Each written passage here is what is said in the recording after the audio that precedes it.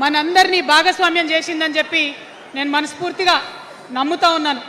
మీ అందరికీ తెలుసు, నేను అమ్మవారి భక్తురాలిని.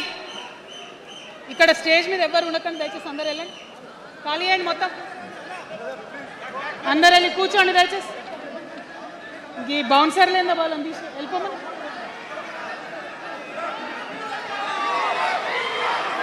జై తెలంగాణ.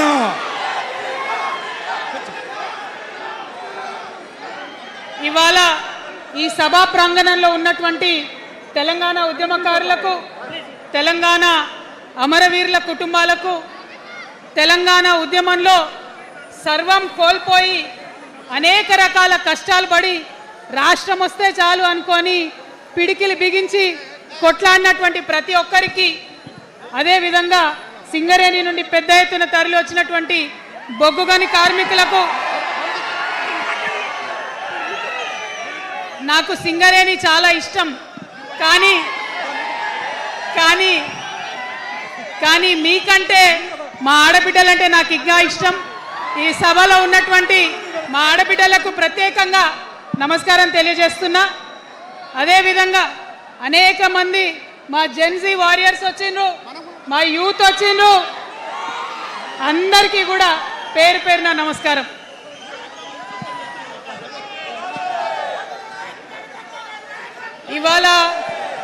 ఇవాళ చాలా చాలా చాలా చాలా మంది ఎదురు చూస్తూ ఉన్నారు ఏం జరుగుతుంది ఈ రాష్ట్రంలో అని. ఒక్క మాట మాత్రం నేను నా తెలంగాణ ప్రజలకు చెప్పగలుగుతా. గత 20 ఏళ్లుగా తెలంగాణ ఉద్యమంలో నేను పోషించినటువంటి పాత్ర, తెలంగాణ జాగృతి పోషించినటువంటి పాత్ర మీ అందరికీ తెలిసిందే. తెలంగాణ ఉద్యమంలో ఆడబిడ్డలందరినీ కూడా భాగస్వామ్యం చేయాలని చెప్పి తెలంగాణ జాగృతి నుండి బతుకమ్మను ఎత్తుకొని ఊరు వాడ తిరిగి మా జాగృతి కార్యకర్తలు తెలంగాణ సాంస్కృతిక దీపాన్ని పదిలంగా దాచిపెట్టుకున్నారు. మరి వారు దాచినటువంటి ఆ దీపం ఆనాడు చాలా చీకటిలో కాలరాత్రిలో కూడా ఒక కాగడాలాగా తెలంగాణ ఉద్యమకారులకు వెలుగునిచ్చింది. మా సింగరేణి గని కార్మికుల చేతిలో కందిలైంది. మొత్తం తెలంగాణ సమాజానికి కూడా ఒక కాంతి రేఖ అయింది.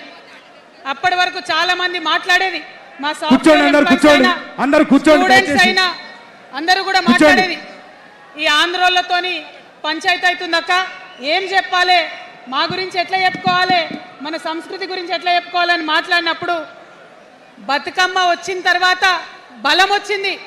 బతుకమ్మ పాట వచ్చిన తర్వాత ఇది మా సంస్కృతి, ఇది మా పండుగ, ఇగో గిది తెలంగాణ అని ఎత్తిన ప్రతి బతుకమ్మలో కూడా జై తెలంగాణ జెండా పెట్టి మా ఆడబిడ్డలందరూ కూడా బతుకమ్మ అంటే ఏందో ప్రపంచానికి పునఃపరిచయం చేసుకోవడం జరిగింది. ఏ ఉద్యమానికైనా డెఫినెట్గా భౌగోళిక స్వరూపం ఉంటుంది, శక్తులు ఉంటారు, వ్యక్తులు ఉంటారు, కానీ ఒక సాంస్కృతిక పునాది, సాంస్కృతిక నేపథ్యం ఉన్నప్పుడే ఆ ఉద్యమాలు తుదముట్టాయని చెప్పి అందరం కూడా అనుకుంటాం.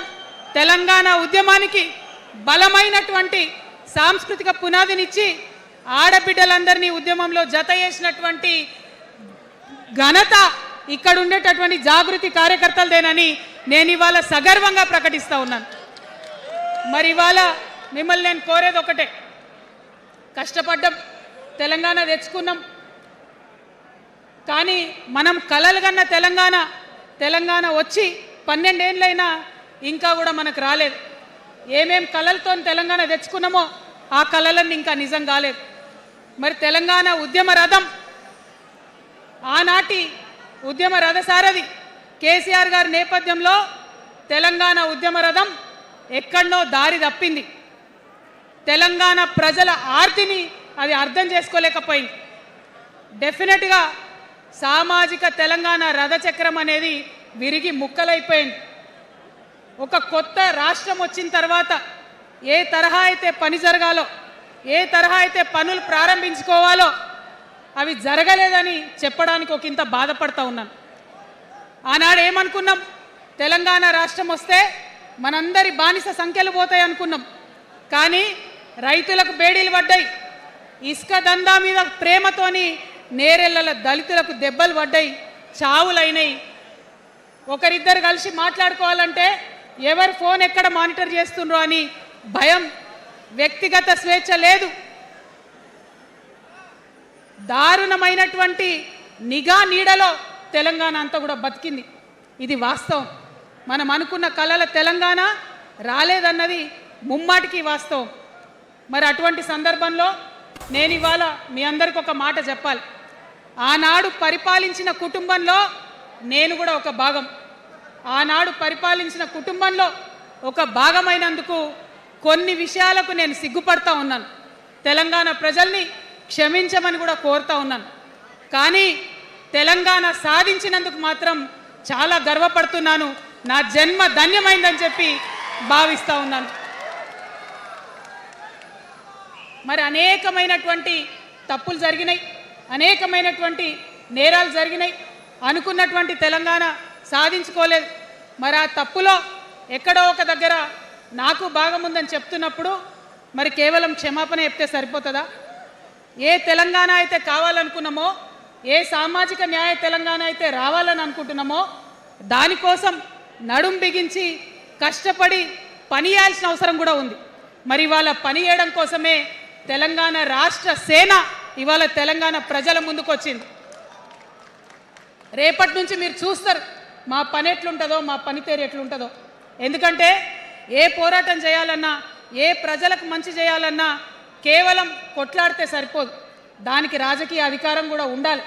రాజకీయ అధికారం తోడైనప్పుడే ప్రజలకు చేయాలనుకున్న మంచి చేయగలుగుతాం. అందుకే ఇవాళ పార్టీ పెట్టేది.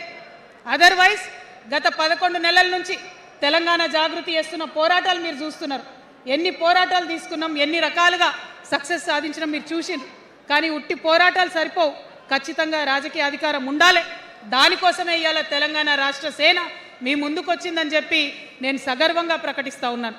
మరి ఈ పొలిటికల్ పార్టీ ఏదైతే తెలంగాణ ప్రజల కోసం వచ్చిందో అది టెక్నికల్గా అధికారం తెచ్చుకోవడానికి, ఎన్నికల్లో పాల్గొనడానికి డెఫినెట్గా బాగుంటుంది.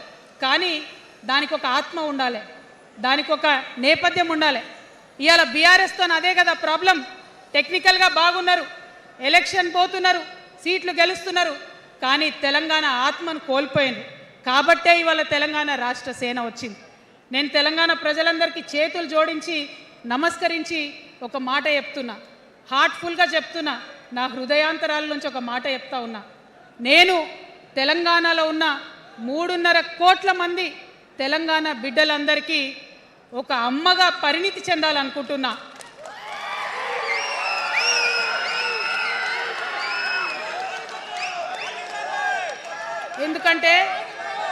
ఎందుకంటే ఒక అమ్మతనంతో పరిపాలన జరిగినప్పుడే బిడ్డలకి ఏదైనా కష్టం వస్తే అమ్మ హృదయం బద్దలవుతుంది. అటువంటి దుఃఖంతో పరిపాలన జరిగినప్పుడే, అటువంటి సంవేదనతో పరిపాలన జరిగినప్పుడే, అటువంటి ఆర్తితో పరిపాలన జరిగినప్పుడే రాష్ట్రం ముందుకు పోతుంది, రాష్ట్రంలో ఉన్న ప్రజల కష్టాలు తీరుతాయి. ఇవాళ ఎన్నిసార్లు ఎన్ని రకాలుగా ఆలోచన చేసినా మన తెలంగాణ రాష్ట్రంలో అనేక రోజులు